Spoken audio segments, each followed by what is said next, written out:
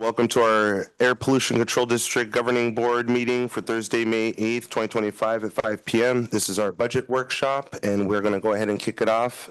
So Clerk, could you please get the meeting started and call roll? Thank you, Chair Bush. Before I call the roll, I would like to note for the record that members Campbell and Lawson-Remer have notified us that they will be absent from today's hearing. Also, I would like to note for the record that Member Koval is joining us virtually as permitted by the Brown Act under just cause due to physical disability. Member Koval, can you please note for the record and confirm that there is no one present in the room with you that is 18 years of age or older? Yes. Thank you. All remaining board members are participating in person. With that, Member Duncan, Present. Member Fitzgerald, Present. Member Gloria, Member Gomez, Here. Member Koval, Here. Member Stigler Granados, Here. Vice Chair Burke Garcia, Here. Chair Bush. Here. Thank you. We'll now move to non-agenda public communication. This is an opportunity for members of the public to speak to the board on any subject matter within the board's jurisdiction, but not an item on today's agenda. We have one request to speak. Jack Munger, you'll have 3 minutes to address the board. Thank you very much. Stating your name for the record. Well, certainly. Jack Monger. I'm CEO of the Industrial Environmental Association. Thank you for the opportunity to be here today. Just a quick thought. I'm sure everybody's heard that we have an American Pope just named today. It's pretty outstanding. And of course, I think the first thing he did was to establish there will now be tariffs on all Protestants entering Rome.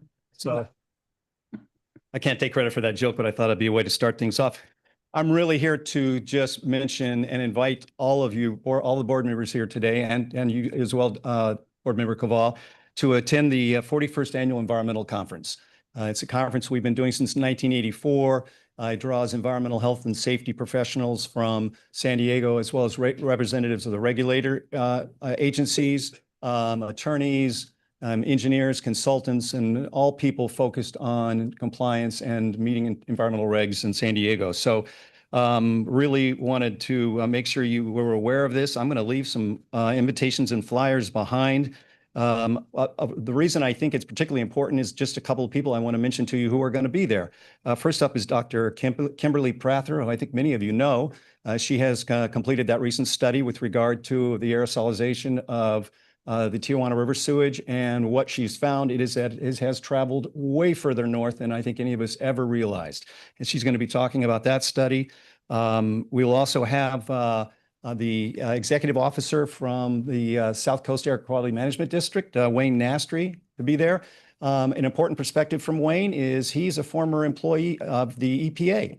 And somebody who has seen both sides of working with federal regs and state regs. And in this really strange environment we have right now between what's going on in Washington and what we're seeing and how we're implementing and or not implementing things and what's going to happen in California, we really were interested in having his perspective there and thought you might like that. But last but not least is an attorney named Megan Greenfield. She is with the law firm of Jenner. She just joined about 2 months ago.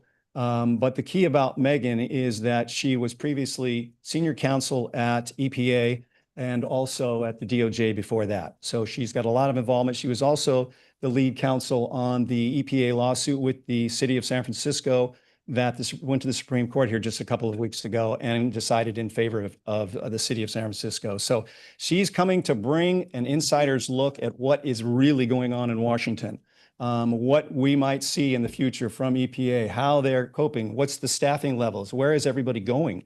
I think that's really important for us here in California and for those of us who are in the compliance field to try to understand what's happening going forward, because it seems to change every day. So those are some of the folks. Of course, we have our annual SDAPCD update that Paula Forbes will be leading and does every year. That's the real popular session. And Mike Watt participates in that, Miney Luther and Domingo Vigil as well.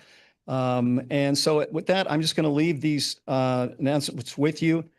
We have reduced the price, knowing that you have a limited budget here to $225. The normal ticket price is about $600 for the conference, but we realize that you're probably as busy as you are, not going to be able to stay for the whole day. You'll come for a part of it. That's great. But that's a price. And then all the registration information is on the back of the form here telling you what to do. And of course, if you do have questions or issues or problems in the So registry. Jack, not to cut you off, but the time has expired, but I did want to clarify, could you provide the date again? June 5th June 5th. at the DoubleTree Hotel in Mission Valley. Okay. And you. thank you for the time today. Thank you. Appreciate it. Thank you. That concludes public testimony under non-agenda public communication. Okay, so now I think we can move on to, we don't have any minutes to approve, so the workshop. So agenda item C1, the public hearing. So we'll now move on to public hearing, or I'm sorry, item C1, public hearing, air pollution control officer's proposed budget for the San Diego County Air Pollution Control District for fiscal year 2025-26. I would note that public speakers' requests to speak are closed for this item. Any request to speak or public testimony will be heard at the conclusion of the staff presentation.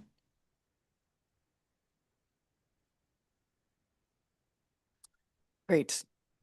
Okay, we're up.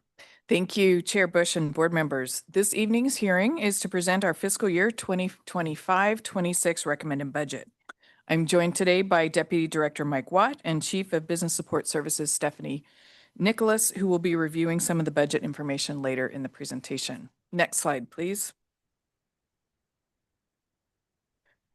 During this presentation, I'll provide an update on the district's fiscal year 24-25 accomplishments, a highlight of some of the fiscal year 25-26 goals and objectives, and discuss the public outreach and engagement we have and will continue to do for the recommended budget. Then I'll turn it over to Stephanie to walk through the fiscal year 25-26 recommended budget, fund balance usage, program budget highlights and changes, and then finish by providing some upcoming dates related to the budget process. Next slide, please. As part of the approved budget for fiscal year 24-25, we've made both expected and unexpected strides in achieving and advancing our goals and objectives to enhance the quality of life and achieve clean air for all. Some of these accomplishments include responding to the Tijuana River Valley crisis by developing and implementing several tools and programs, approved cost recovery packages to offset costs for fees for service programs. We also funded several notable emission reduction projects, including an all-electric truck serving the Portside community, 13 low-NOx CNG trucks serving the border region, and 7 electric school buses with another 20 expected before the end of the fiscal year. We've continued our commitment to community engagement and environmental justice by launching the first community cohorts across 10 communities disproportionately burdened by air pollution. We've also implemented additional tools to enhance data availability to the public, including enhancements to the online mapping tool to show health risks associated with air toxics emissions from facilities subject to the Air Toxics Hotspots program. Next slide, please. Looking forward, as part of the fiscal year 25-26 recommended budget, we will continue to maintain our programs to promote our goals of air quality, public health, environmental justice and equity, public engagement and transparency, and operational excellence. These goals and objectives were woven into the budget development process to advance the district's vision of clean air for all and our mission to improve air quality to protect public health and the environment. As part of the recommended budget, we want to highlight a few of the goals and objectives we have for the upcoming year. These include continuing to invest in emission reduction projects by allocating over $93 million in state grant funding to incentivize the transition to cleaner mobile equipment such as heavy-duty trucks, agricultural tractors, school buses, off-road equipment, and marine vessels, including supporting 2 all-electric ferries in San Diego Bay. These investments are projected to reduce emissions of harmful air pollutants by 200 tons over the lifetime of these projects. We will be reestablishing a regional monitoring station in Escondido to ensure continued air quality monitoring is covered in this area of the county. We'll be continuing to expand opportunities to incorporate information on health outcomes into district programs and projects to better inform the public about the benefits associated with actions that reduce emissions of harmful air pollutants. We'll be expanding our community air protection program monitoring network by pursuing the establishment of additional monitoring sites in the region, continuing the implementation of the international border and portside community emissions reduction programs by engaging and supporting partner agencies to carry out strategies prioritized by our community steering committees. We'll also be expanding tools available to the public to provide meaningful data, such as information regarding enforcement actions, air quality data, and communities that might be exposed to elevated health risks to enhance accountability, empower communities, and facilitate informed decision-making processes. These will include tools such as facilities permitting dashboard designed for users to visualize and learn more about the permits and emissions for facilities throughout San Diego County. Partnering with the County of San Diego and SDG&E to install additional electric vehicle charging at the district office for fleet, employee, and public use. And we'll be maintaining fiscal stability by reducing the organization's dependence on fund balance for ongoing costs. Next slide, please. The recommended budget summary and schedule of fees for fiscal year 25-26 was posted on the district's website on April 8th. Notice of its availability and opportunity to submit written comments online, by email, or at the public hearings was mailed directly to every air quality permit holder, sent to subscribers of the district's email notification service in English and in Spanish, and posted to the district's social media accounts. Leading up to today, we've been making weekly social media posts with recommended budget highlights, as well as ways to provide feedback and participate in the budgeting process. Announcements regarding the budget and how and when to participate were shared with community steering committees and provided to stakeholder groups to share with members. Lastly, postings were also made to Nextdoor in all community forums in San Diego. I'll now turn it over to Chief of Business Support Services, Stephanie Nicholas, who will review some of the fiscal year 25-26 budget highlights. Thank you, Paula. The San Diego County Air Pollution Control District is recommending a $155.4 million balanced budget for the upcoming fiscal year 25-26. The budget includes an operating budget of $56.8 million and a special revenue fund budget of $98.5 million.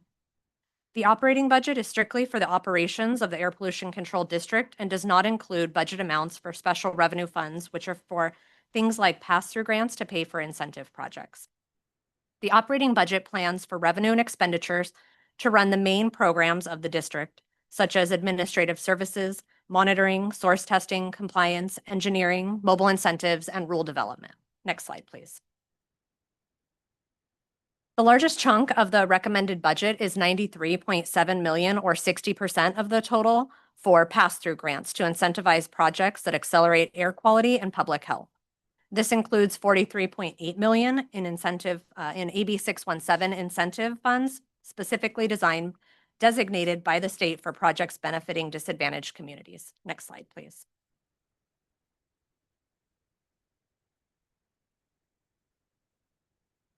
The second largest expenditure is $32 million, or 21%, for salaries and benefits, which I also referred to as S&B, for the recommended 178 staff positions. Due to ongoing labor negotiations, we cannot be precise, so we have incorporated an across-the-board 5% assumption as a placeholder only, and the S&B projections are subject to change pending the outcome of the labor negotiations at the County of San Diego level. We've also included a 4% salary savings rate to account for vacancies. This is lower than what we have assumed in the recent past, but does align with pre-pandemic staffing levels. Next slide, please. So next, we have $18.9 million, or 12% of the budget, for operating transfers out, which reflects the expenditure side of the transfer of monies between district funds to account for transactions where one fund, like the operating fund, provides services on behalf of one of the special revenue funds. An example of this is the transfer of funds out of the Air Quality Improvement Trust Fund, or DMV fund, and into the operations fund to recover SDAPCD's costs for motor vehicle related operations and other programs necessary for the attainment or maintenance of state or federal ambient air quality standards. Next slide, please. And then lastly, for the major expenditure categories is $14.8 million, or 10%, for services and supplies, or S&S. This includes costs the district is responsible for outside of salary and benefits. Some examples of this costs are related to fleet, building maintenance, IT, office equipment, translation services, and monitoring equipment deployed throughout the region. Next slide, please. So as noted before, the recommended budget is balanced, meaning we are proposing to spend $155.4 million as described in the previous slides, and to balance, we're projecting revenues in the same amount. It's important to start by saying that there are funding restrictions associated with many of our revenue streams, such as our permit fees and grants, and very little discretionary funding to support expenditures. So for the coming fiscal year, instead of reducing programs to account for fluctuating revenue and added expenditures in some areas, we prepared the recommended budget by tightening our belt to ensure that we continue to fund our existing programs that advance our mission of clean air for all. For example, the district did receive some one-time funding in the current fiscal year to offset a portion of the equipment costs related to our monitoring response to the Tijuana River Valley sewage crisis. However, there is no ongoing revenue to continue staffing and ongoing maintenance, so these costs will need to be absorbed by existing revenue sources. To do that, we trimmed in areas that, although important, we felt were warranted to continue to meet the needs of our programs. Some of the areas where we tightened our belt include cutting costs associated with travel training, office supplies, and IT costs where we could. Next slide, please. So with that information, the largest source of district revenue is what's called intergovernmental revenue. We have $111.9 million, or 72% of our revenue comes from this source. This revenue source is from state and federal funds, most of which is pass-through funding for projects to improve air quality and public health in communities throughout the region. A small portion of the grant funds are used to help offset some of the district costs to implement various clean air programs and are not passed through as incentives. Grant agreements with funding agencies usually dictate how we can be reimbursed for work done under these grants and what specifically qualifies for reimbursement and/or usage. These revenue sources can fluctuate from year to year. Although we anticipate federal funding for our programs to continue, we have seen some uncertainty surrounding our federal funding. We recently received a termination letter from the EPA regarding the Environmental Justice Government to Government grant. Therefore, that revenue is not included in this budget. We have also experienced delayed reimbursement payments for our Department of Homeland Security BioWatch grant. Operationally, any additional reductions or suspensions of our federal grants would present challenges for district programs that rely on these critical funding sources. We will continue to monitor the dynamic landscape at the federal level for potential impacts to this proposed budget and provide regular updates to the board. Next slide, please. Another primary source of revenue is other financing sources, which reflects the offsetting revenue side of the operating transfers out or monies transferred between district funds, as noted previously. Examples, again, include the transfer of allowable administrative costs and revenue related to administering state and federal grants from the special revenue fund to our operating fund to make sure that we can cover costs to support those programs and administer projects like AB 617, Carl Moyer, and Clean Cars for All. This also includes the transfer of DMV revenue to fund programs to attain and maintain clean air standards. Next slide, please. Lastly, $13.1 million, or about 8% of our projected revenue, comes from the category license, permits, and franchises. This revenue is derived from permit application fees, permit renewal fees, and other fees paid by customers for district services. This fee-related revenue can only be used to cover the costs of services provided by the district to applicants and permit holders. Next slide, please. The district's recommended special revenue fund for fiscal year 25-26 is $98.5 million. That is included in the $155.4 million overall budget. Special revenue funds are primarily comprised of state and federal grant funds, most of which is for pass-through funding for incentive projects to improve air quality and public health in communities throughout the region. Next slide, please. 92% of the special revenue fund budget is made up of four funds, all from the state. Funding from the state for AB 617 Community Air Protection Incentive Program is $43.8 million, or 45%. Carl Moyer program funding is $20.8 million, or 21%. Clean Cars for All program funding is $13.8 million, or 14%. And revenue derived from a $4 vehicle registration fee paid annually by San Diego County motorists makes up $11.7 million, or 12% of the recommended special revenue budget. In terms of the AB 617 funding, we work directly with and engage with community steering committees to receive feedback on the proposed use of the AB 617 pass-through funding, pass-through grant monies. Next slide, please. So the remaining 8% of the special revenue fund budget is made up of a couple different funding sources. We have AB 617 implementation funds. Those are used to engage with communities, implement community-developed emission reduction plans, and monitor, measure, and improve air quality in communities that are disproportionately impacted by air pollution due to environmental, health, and socioeconomic factors. And then we have two other pass-through grants, GMERP, which stands for Goods Movement Emission Reduction Program, and Farmer. And then we have a Vessels at Birth and Supplemental Environmental Projects Fund, which are both remediation funds that benefit communities. Next slide, please. The district is proposing an overall increase in our operating budget from 24-25 of $14.9 million. A majority of that is related to the $15.2 million Zero Emission Sustainable Transportation, or ZEST program, through CARB to fund 2 electric ferries in San Diego Bay. Usually programs like this are part of our incentives special revenue fund, since it's a pass-through grant. However, since the grant is on a reimbursement basis, meaning we don't get any funds up front, the funding must be included in the operating budget. Other increases in the operating budget include S&B, salary and benefits. We have a boiler replacement at our facility. We have some IT upgrades, and then there's some reduced federal funding. These increases are offset by the usage of existing committed funds where appropriate, and across the board belt tightening of services and supplies, and then assumed salary savings associated with vacancies. As noted earlier in the presentation, labor negotiations are still ongoing at the County of San Diego level, and therefore salary and benefits assumptions could change based on ongoing labor negotiations that are unknown at this time. The recommended budget was developed in a manner that focused on ensuring that critical services are provided and to meet district goals and objectives. However, no new staffing positions are being recommended or requested. For budgetary purposes only, you will see a reduction of 1 staff member in our support services. It's not a reduction in staffing. It's a movement of an existing position that we have from our support services division to the administrative programs. Next slide, please. So as part of the 25-26 recommended budget, we have 5 different funds, which I'll provide a brief overview on each of the funds. We have our Operations General Fund, which is a discretionary savings account that should be used for one-time projects. In the past several years, we have used this fund to cover revenue shortfalls in our operating budget.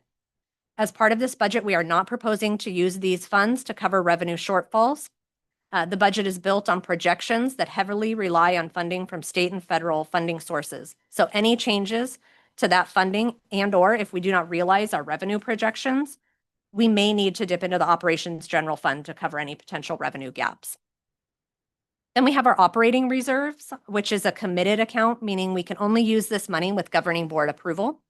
This bucket of money is set aside to maintain 2 months of operating expenditures in case of unforeseen economic shortfalls. Then we have our facilities fleet, also a committed fund, and this can be used for facility and fleet improvements and replacements as necessary. We have our financial data management systems replacement and upgrade fund, also a committed fund, and again, used for financial or data management system, IT system type upgrades or replacements as necessary. And then lastly, the vehicle registration fee, or DMV fund, is used to support the district's mobile source related programs, such as funding for incentive projects that directly reduce emissions from vehicles and equipment, and for related activities necessary to implement the California Clean Air Act, or for the attainment or maintenance of state or federal ambient air quality standards. Next, I'll discuss the recommendations for each of these funds as part of the 25-26 recommended budget. Next slide, please. So in this chart, the blue bar represents the current balance that we are projecting, where we'll end the fiscal year 24-25 for each fund, and the green represents either the additions or subtractions from the fund being recommended as part of the 24-25 budget. As part of the fiscal year 25-26 budget, we are recommending to deduct $600,000 from the Operations General Fund and redistribute it to the operating reserves in order to maintain 2 months worth of operating costs. This will leave the operations general fund with a projected balance of approximately 3.8 million and the balance of 5.8 million in our operating reserves. We are recommending the usage of committed funds in the amount of $350 to pay for the anticipated costs associated with the necessary boiler replacement at our SDAPCD office. This will result in a projected remaining balance of $650,000 in the Fleet and Facilities Fund. We're also requesting to use $500,000 to pay for anticipated costs associated with the IT upgrade of our permitting system. This will result in the projected remaining balance of 2.5 million in the Financial and Data Management Systems replacement and upgrade. It's important to note for both of those funds, as part of the current fiscal year budget, we did add money to them in anticipation of these projects coming up and costs that would be associated. And then there are no changes being recommended to the Motor Vehicle Fee Fund, also known as DMV. Next slide, please. SDAPCD's recommended budget summary for fiscal year 25-26 is available for review on our website.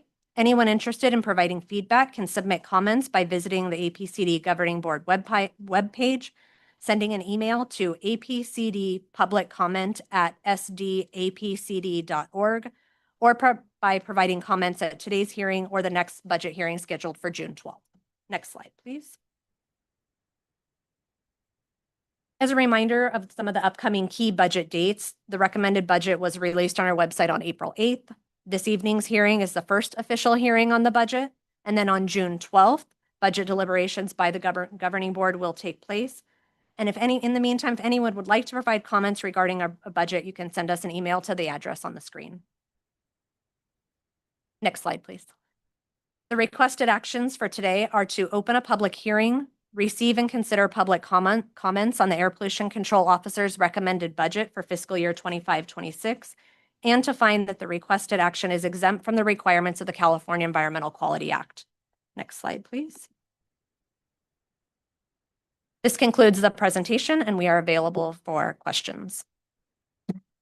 Great, thank you, staff. Do any board members have questions before we go on to public comment? Okay.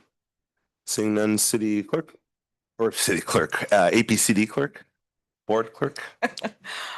Thank you, Chair Bush. We've received no requests to speak on this item. Okay. All right, I do have some questions, so I want to put it out there again if anyone has questions, but I can kick it off. Okay, well, yes, Member Gore. Oh, okay.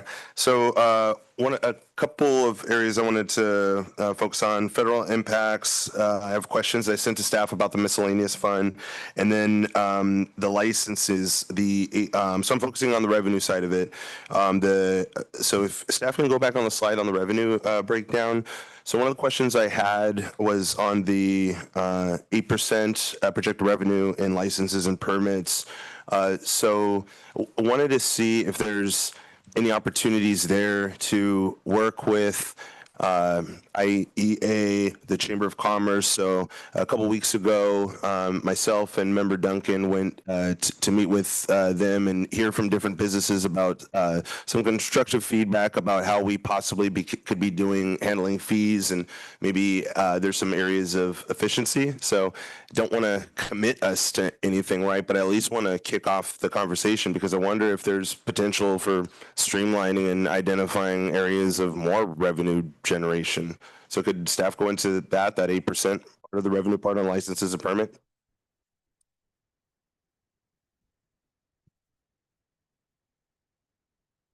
So just to clarify, Chair Bush, your question is about opportunities to increase revenues Yes. in that area? Mhm. So as we've Increase revenues, identify efficiencies. correct.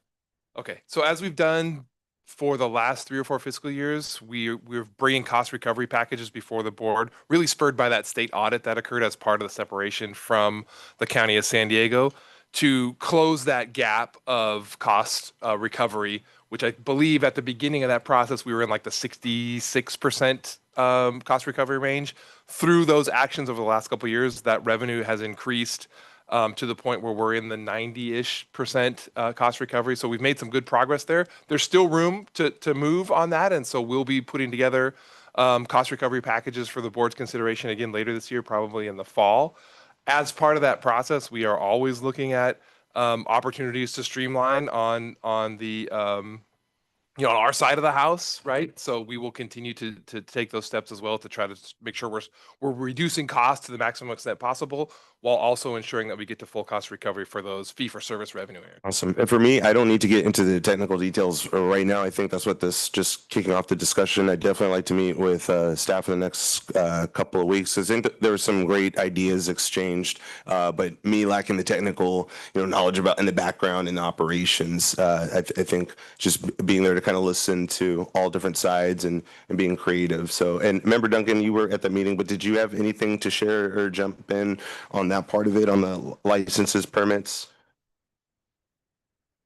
And again, as I'm obviously getting up to speed on some of it, and I'm sure there's tons for me to learn, but one which is separate maybe from the budget hearing today is the concept of efficiencies, not just for us, but also for what we can call the customers or the licensees or et cetera, whether, and I obviously we need to learn more about it to speak about it with any type of recommendations. But for me, whether it's coordinating certain inspections or just exactly how things work. And I know, of course, it really depends on the entity, right? They're so different, whether we're talking about the charbroilers that I was just learning about in our last meeting or a larger facility. But anyway, that was some of the concepts that we were being introduced to as well. So hopefully over this year, I'll learn more about it and we can discuss with staff some things.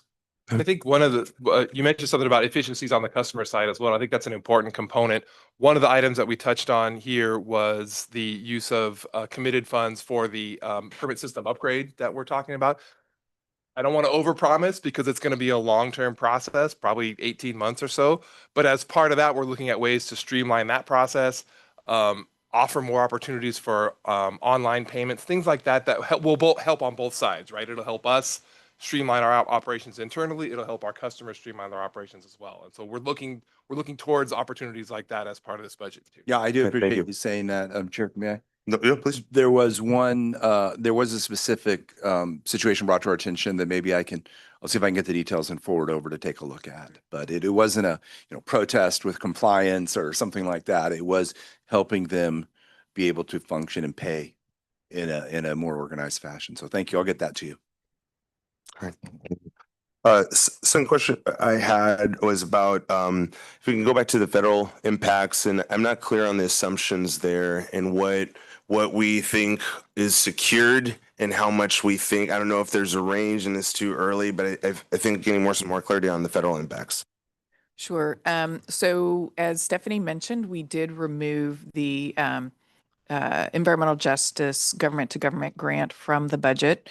So any revenue assumed for us was removed. We are looking for alternate sources of. I'm sorry, Paul, how much was that again? Well, the overall grant was just under $1 million, but the amount coming to us in the form of revenue was $350. About 350,000, what would have been in the budget if that grant hadn't been terminated. So that was a $350K revenue loss. Correct. For district operations. For There was some district. pass-through piece of that too that also And- went away with the termination. Okay. And so we're continuing to look for alternate funding to maybe be able to supplement and keep pieces of that going, but that's not incorporated here. We did incorporate our other grants. At this time, we're not hearing concerns about our ongoing EPA grants. As Stephanie mentioned, there have been delayed payments under BioWatch, and we're anticipating, we're hoping to get that resolved relatively soon. But we've been operating that program since 2004, and so we're hopeful that that program is going to continue. So that is assumed as part of the budget at this time. Okay, great. Appreciate that. And then my final question, and I emailed staff about this. It's about the miscellaneous revenue, the 0.1%, which is 100,000 is what is budgeted for. And as I understand it, that is reflecting 136,000 approximately in revenue from the at-birth remediation fund. So if staff can go over that, because as I understand it, So that fund is from CARB. CARB turns this remediation fund, which comes from the port and comes from payments from shipping companies that are in non-compliance. So if you can talk about that part of it, because in reading through and seeing some, I don't want to call them disparities, but differences in seeing the port budget and how they're accounting for this and us, can you guys go over some of the detail there? Yeah, I can try to touch on that to a certain extent. So we was a year or two ago, we entered into an agreement with the California Air Resources Board to be an administrator for their at-berth vessel remediation fund. And what that is there are state requirements for like that cruise ship horn that we heard earlier, right? When they're docked at the bay, they have to either plug in via shore power to be able to shut off their auxiliary engines, or there's also an opportunity here at our port for what they call a bonnet system for vessels that can't plug in. Basically, it's like a large ventilation system that goes over the stacks of these marine vessels to reduce emissions. So there's state requirements that require, or state regulations that require those sorts of activities. There's another, I do want to clarify, it's another compliance pathway. It's not necessarily non-compliance, but if you're not able to connect to shore power or to utilize that bonnet system for whatever reason, either the facilities aren't available at the port, or perhaps, the docking space is taken up by other vessels, another option is to pay basically a remediation fee that's established at the state level to help offset the impacts from, having to run those diesel engines for whatever time that vessel is docked here. And so that process is set up such that when vessels come in, they coordinate with the Port of San Diego to identify, the amount of time that they think they're going to need to operate. They submit their requests to the state, who evaluates that, determines what the remediation amount will be, and then works with that operator and or the Port of San Diego to make sure that those payments are made to the district. We're then required to take those funds and use them for projects that benefit the impacted community. So primarily it would be communities around the port side, right? Whether that be, other emission reduction projects, electric vehicle infrastructures, whatever it is that can help offset some of those emissions. So the dollar amount that we've put into the budget was based on some early projections that we got from the Port of San Diego, from CARB, of about $100,000 in revenue. So those numbers came from CARB, not from the port. It was a projection. Got it. It was a projection. And part of that was, I think, anticipating that the bonnet system that the port was going to deploy would be certified and in use earlier than it has been. My understanding is the port is waiting on the Air Resources Board to issue an executive order to certify the use of that equipment for various vessel types. Once that happens, we anticipate that will go into play, and we should see less revenue coming in from that at-berth remediation fund, which is ideally what we want, right? Because that means that those emissions aren't occurring either. Over the course of the last couple of months, I think we've received $150,000 or so of revenue from that source, and I think there's another $150,000 or so that's in the works. The process takes some time, and so at this point we're potentially projecting $300,000 worth of revenue. So that's what you see in the budget. I think we've got a line item for $100,000 based on that estimate. The good news is we've got appropriations in the budget to be able to spend a larger dollar amount than that, because like Stephanie mentioned, these are all sort of estimates. I think we could absorb that $300,000 or possibly even more and still have the authority and the appropriations to utilize those funds. If for some reason that dollar amount gets larger and larger and larger, we can certainly come back to the board and say, hey, we've got additional funding or revenue from this source. We'd like your appropriations to be able to use it to help fund these projects that'll benefit. Okay, so how is our oversight of this fund? So as I understand, looking at the regulations, the port is tracking how many ships, what their classification, what type they are, and where geographically this is located. Because just why I'm concerned about this as a portside community, and not just for the city of National City, but for Chula Vista, for Imperial Beach, for Coronado, because the air goes really everywhere, but it affects some of the localized areas like National City a little more, and that's where the terminal is located. So as I understand it, there is plug-in berthings and the downtown in San Diego for the cruise ships, but there's not those plugins available, as I understand, at the marine terminal. So that's what these bonnets are for. But if they're in non-compliance, that's us still breathing the air. So I just want to make sure that we're properly, the numbers are accurate, that my first cursory glance, they seem kind of low to me. So just knowing that terminal, how busy it is. So that's what I'm a little concerned about. Now, I'll ask Kathy Kien, who's our Chief of Emission Reduction Strategies, to kind of help maybe answer some of that. There's some CARB oversight associated with it, but Yeah, if you could we say so. we typically don't see the actions of the ocean-going vessel remediation fund until CARB has made the determinations. So we as an agency are not out there tracking how many vessels come into port and whether they're plugging in. The Air Resources Board is tracking that information, and they work with the shippers and the port to determine the appropriate level of remediation when those actions happen. Okay, that's helpful. And I think we can add that to maybe a follow-up conversation, because I would like us, and I'm happy to welcome board discussion on this. I think we need to step up and be more proactive on our oversight of that and not rely on, I mean, it's trust but verify, right? So if the numbers that we're getting from CARB, I want to make sure that even CARB's tracking that, because at the end of the day, if we're the responsible entity for distributing these funds into our portside community, then we need to make sure that those numbers are accurate. So that's, I don't know if there was any other thoughts. So that's not an official direction. That's just like where I'm thinking in terms of additional revenue collection. Yeah, I think we're happy to have that conversation with you and see what we can, Okay, how we can resolve. got it. And then, yeah, Koval, okay, she had a question. So just to follow up just on this, and then I'm going to turn it over to member Koval.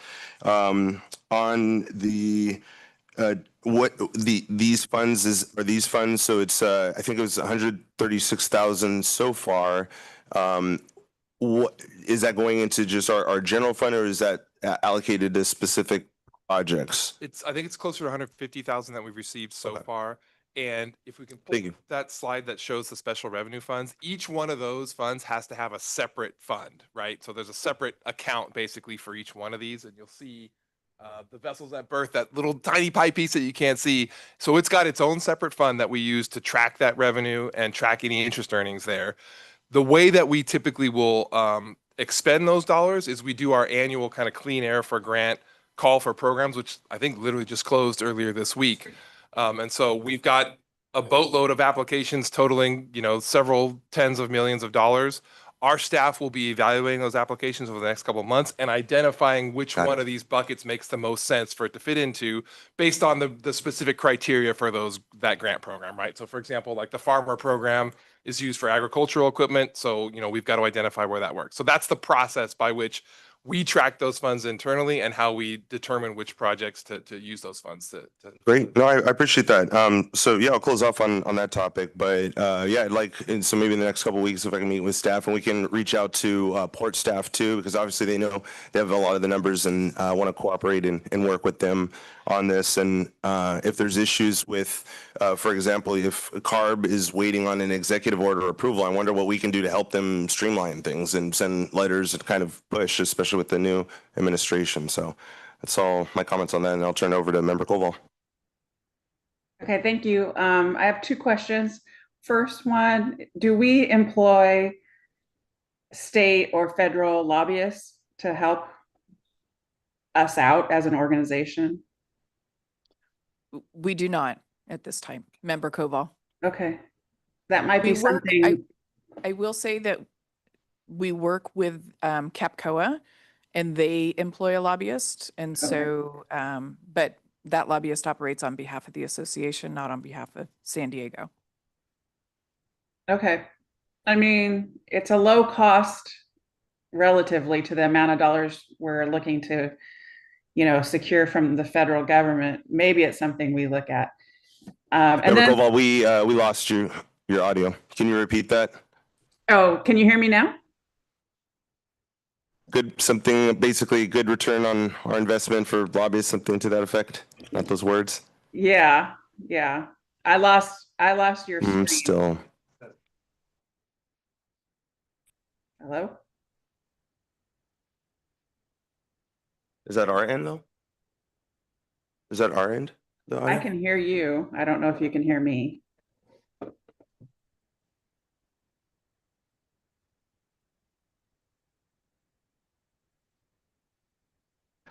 Oh. Sorry, Member Koval, we're just working through the technical difficulty, so we'll just be a couple more moments.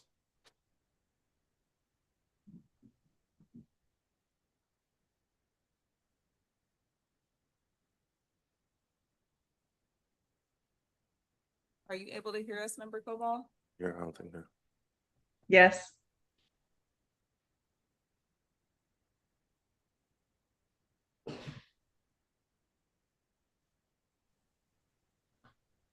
Member Koval, can you hear us okay? Yes. Okay, I don't think we can hear you though, yet. Did you want to try to repeat your comments? Can you hear me? Okay, let's put a pause while we try to work this through. So I'm going to turn it over to Member Gloria, who had some questions. Funny, Member Koval was going exactly where I was thinking, so I appreciate her making that comment. So I heard the answer, and I think given the circumstances, you're talking about programmatic funds, and I'm sorry, does Council have something? Oh, yeah, I just thought maybe we should take a recess while we resolve the IT issue, just because, you know, since she's participating virtually, um, you know, if there's problems, then we should pause the meeting until we get it resolved. We could, but she can hear us though, right? So she could, but should we pot while we work out the technical difficulties in the back end, if she can?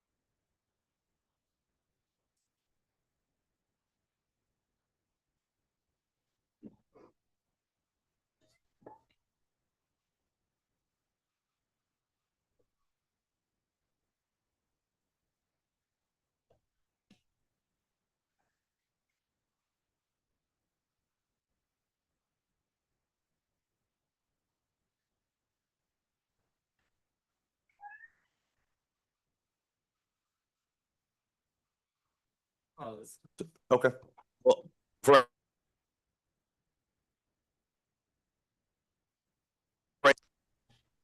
5:47, recessed.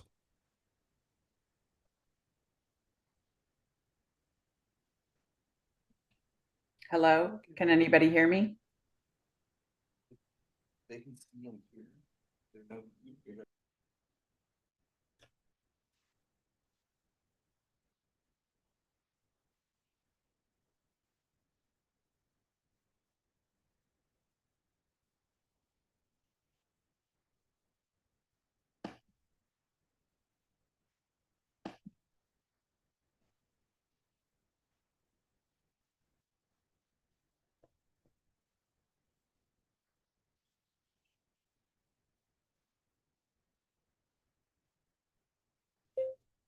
Should I leave the meeting and log back in? Question mark.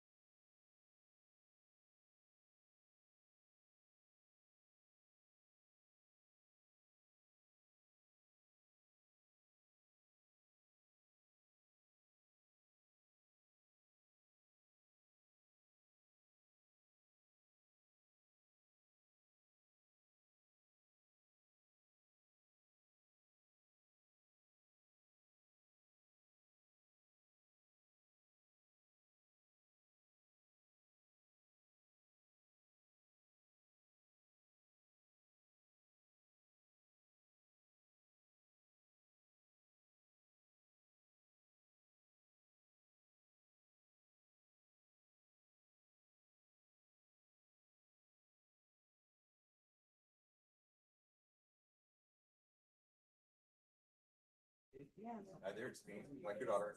Yeah. That's what I did. I was 19. People changed. She left. Tell her to, let me tell her to join again. Let me find the link. But I could travel all over Europe. It was fun. Yes. She like stayed in hostels, she flew to Berlin, she flew to London, and she's Italy. She spent 5 days in Amsterdam. She did it by herself. Like, so, you know, and I was like, well, what do you do? Like, if people ask you if you're with a group, she's like, oh.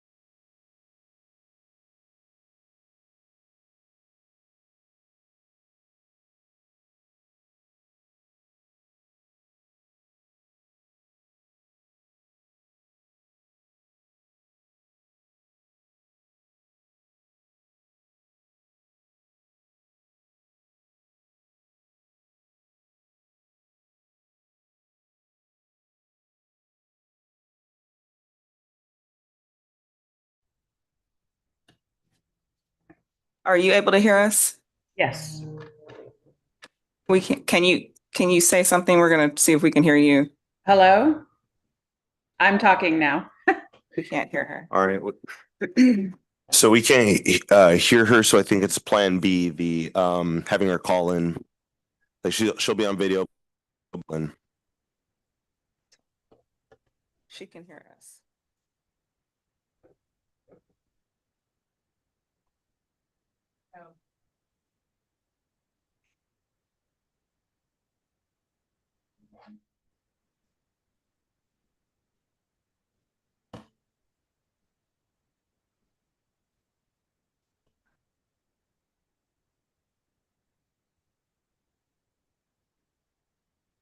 Back up on the steps, but most of my grandparents are from Peru.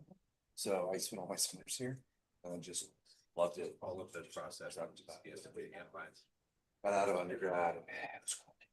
Excuse me, I was looking for a judgment. And then decided I'm gonna go down to the University of San Diego for law school. It's just I was gonna stay here in Montana.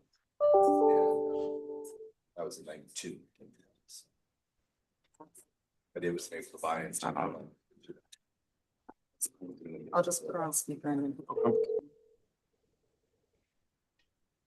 I just mentioned you on speaker, then put the mic by. Okay. That was kind of. Comes to the house. You sure that.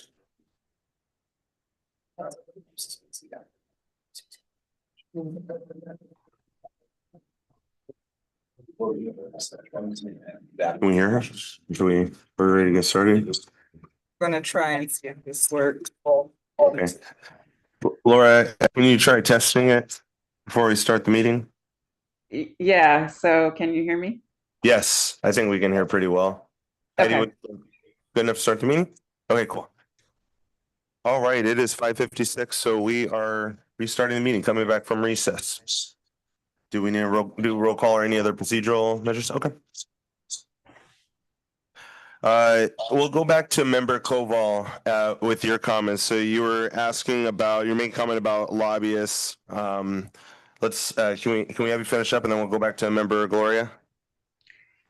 Yeah, so it was actually two things. And I think member Gloria was I could hear him talking about the lobbyist idea. So I think I'm good with that conversation and that's done. And then the other thing, naive question, but I live in Santee, we don't have ferries. So the electric ferries, will the money pay for new electric ferries, like 2 new electric ferries? Or are we retrofitting some ferries that already exist? They will be brand new electric ferries, and the dollar amount that we received from the state to pass through to, I believe it's Flagship, it only pays for a portion of it. I mean, it's a pretty significant expense, and I think they've got revenue from other sources. But our piece of that, our contribution towards those vessels is roughly 15 million. Okay. I was just curious about, so all we're doing is basically passing through $14 million, but we're not. Okay, then that's all I wanted to know. So I'm done with my questions. Thank you, Member Koval. Back to Member Gloria. Oh, I appreciate persistent. That's a very good board member. Good job. As well as staff to get that result. Yeah, just to finish off the lobbying, I think the trade association is probably sufficient based on my experiences. But I do want to make sure we have strong representation, or at least weighing in. I mean, if we don't have, I imagine we send letters of position, we reach out to our local officials, et cetera, et cetera. Very good. You mentioned too, Ms. Nicholas, you mentioned in your presentation the EPA grant that was terminated and the DHS grant that has been delayed. Are there any other receipts that are not in payment or are delayed? Not at this time. Okay. Anyway, I would not necessarily advocate for direct employment of somebody, and although if things get weirder, maybe that wouldn't be out of the realm. But just obviously continued advocacy. Certainly, the city is upping our game in both the state and federal capital, given the circumstances, both financially and a policy shift. I heard the mention of ongoing labor negotiations. My memory of this issue is that you all are just Me Too's with whatever the county does, right? Do we have any representation in those bargaining sessions? Are we at the table, or does it just follow along? So we have input into it, but ultimately we are not at the bargaining table. It is the county that is doing the bargaining with our union. And so we have had a meeting with staff. We have provided input back to the county. And then they're in charge of those labor negotiations because we are all county employees. And is it required that we meet to it, or is it just custom that that's how it's been done? So that's how it's been handled since we split out. There was one prior to labor negotiations. I'm trying to remember if it's reflected in the services agreement. But generally, we have languages in our services agreement between us and the county that addresses how we interact with them on employee-related issues. And so this is one where they have taken the lead, and that said, I think for future negotiations, it would make sense for us to be taking whatever more of an active role that we can. But at the same time, at the end of the day, it is the county that's doing those labor negotiations. And it's helpful to understand the mechanism. And forgive me if it was mentioned, have we budgeted for an increase of any kind, or are we just waiting to see? No, we did. We budgeted we assumed a 5% across the board, meaning all positions get 5% total S&B increase, just as a placeholder. Excellent. Yeah, I'd be interested in knowing more about how we can make sure that sounds like you're already at the table, not literally, but you're in communication. Just seems like in a year like this one, you would want to have as much direct input as possible and potential for, it could be a situation where the opposite is true, where we want to provide increases for our employees while maybe the county does not. And I'd just be curious about making sure that we are able to address our own workforce needs, not necessarily have them piled in with 16,000 or other employees. Paula, did you have something else to say? So council, actually, if you want to address that, council pulled up the language of our services agreement with the county, and it states that we consent to the representatives of the county collectively bargaining on our behalf with respect to setting of wages for district staff. So anyway, we can, the services agreement will be coming before you in June for an update anyway. But at this time, we're not proposing to change that. However, we've inserted ourselves more in this year's process than we had in the one 3 years ago. And my goal would be to continue to expand upon the influence that we can have in that process. I think what you've budgeted is a reasonable amount to make sure that we're not hit by a surprise. Although I guess it's still possible. Anything's possible at the bargaining table, right? And I would appreciate continued discussion on this. Remembering the negotiations we had about the sort of separation of this organization, there were commitments that were made, and I understand and respect all those. At the same time, I think it works both ways, where either we get hit with a bill we can't afford, or we're not able to be dynamic to make sure that our workforce is properly compensated given the circumstances. Gosh, what was the other thing? I'm sorry. The reserve conversation. So historically, was it 5 different accounts that was mentioned? That is of our making, or is that also a legacy from county oversight of this organization? Yeah, some of those were created at separation. At separation, okay. And seems reasonable. What are the targets for those? I mean, I heard the one about 2 months of operations, but what about the other ones?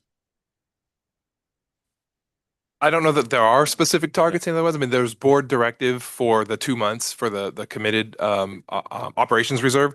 The other ones we're trying to just come up with a reasonable amount, given for facilities in particular, given that we own our building, we need to be able to have some reserves for unanticipated, like the boiler issue that Stephanie mentioned. And so last year we added to that to try to be around $1 million to sort of help cover that. The other fund for the financial systems and IT related fund, that was really born out of that services agreement, where as part of that discussion, there was a process where we were potentially going to be separating from the county's fiscal system.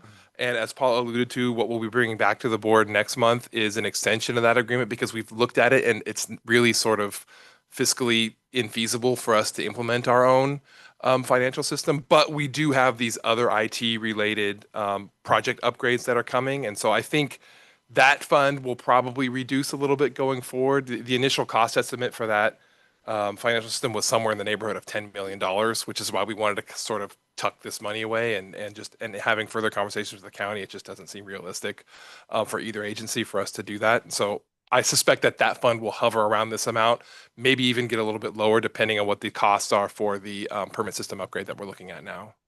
Super helpful feedback. And I like seeing the different ones. Obviously, those are costs that typically can be overlooked. So that I think generally that's great. Just knowing, are those overfunded, underfunded? Are we on target? And I recognize things change. You have a boiler this year, you got a roof next year, whatever. It's hard to predict. At the same time, knowing the county's practices of what my argument would be that they hoard their revenue, their reserves, to the point now that we have board members who acknowledge that and are willing to actually provide that money back to the taxpayers that was excised from. If we were engaged in that kind of practice, I would like to know more about it. I think beyond that, the rest of it, I appreciate how difficult it is to budget right now, with a great deal of uncertainty, and it seems extremely reasonable. I think the lack of public comment is encouraging in terms of public's general reaction to what you're proposing. Lastly, one of the public comments that we did get in advance, though, was caught my attention about the old lawnmower program. What was the funding source of that? I think it was DMV funding. Is that right, Kathy? Yeah. So we used to use DMV dollars to fund a lawnmower replacement program He didn't want to speak. that we discontinued shortly before separation or after separation. Do you recall the timeline on that? I don't know the answer on the timing part of it. But yes, we use DMV for that because at the time the Moyer Fund was allowed such a small amount for those lawnmowers that no one would have come to that event if we'd used Moyer at the time. So The dollar amount was so low that you could not do what I remember being the long line of people. yes, we did have a very long line. I remember being extremely popular. But I think in this day and age, if anyone was interested in resurrecting that, I would question the equity of where we put resources. And I'm personally proud that this organization has moved from lawnmowers for yards to air purifiers for communities that are impacted in the Tijuana River Valley. That seemingly is a higher to this member is a higher priority. People liked it. I like curb appeal and don't mind have popular support for the organization, but in terms of prioritization and where those funds came from, just appreciate. And Mr. Coral, I gratefully weighed in, but I'd like us to stay the course with regard to focusing on those more distressed communities with more acute needs. Thank you for the chance, Mr. Chairman, to go through the questions, and thank you again to staff. This is, I know, extremely difficult work, made harder this year. It seems like you're on a good track. Look forward to final consideration next month. All right. Thank you, Member Gloria. And I do also agree with your comments about the labor negotiations of us taking a more proactive role. And I don't know if even now, even though there's already existing language, I don't see why the county would have a problem with you all jumping in now, at least on an informational basis, so that you guys can keep track of where the status of the negotiations is and making sure that we're on track for that 5% estimate. So, but longer term, I think it makes sense to be more proactive and involved. I will say the county has been very responsive to our requests for information and they, Great. you know, they, obviously the labor negotiations are ongoing and there's no final number, but we've talked to them about kind of our generic assumptions and think we're in a pretty good place. Appreciate that. Okay. Member Gomez. I have a question. Well, I had several questions, but most have been addressed already. The last one is on AB 617. You mentioned there were 43 somewhat million dollars. Can you talk a little bit more on how they're being spent or what they're being projected to be spent? I know you touched on it a little bit, but I know that it's in the report too. I haven't looked at. Sure. So there's two different pots of AB 617 funding. There's the implementation dollars, which is a smaller dollar amount. I think it's somewhere in the neighborhood of $4.5 million this year. That's really for helping support our Office of EJ efforts, their outreach, kind of SERP implementation is that piece.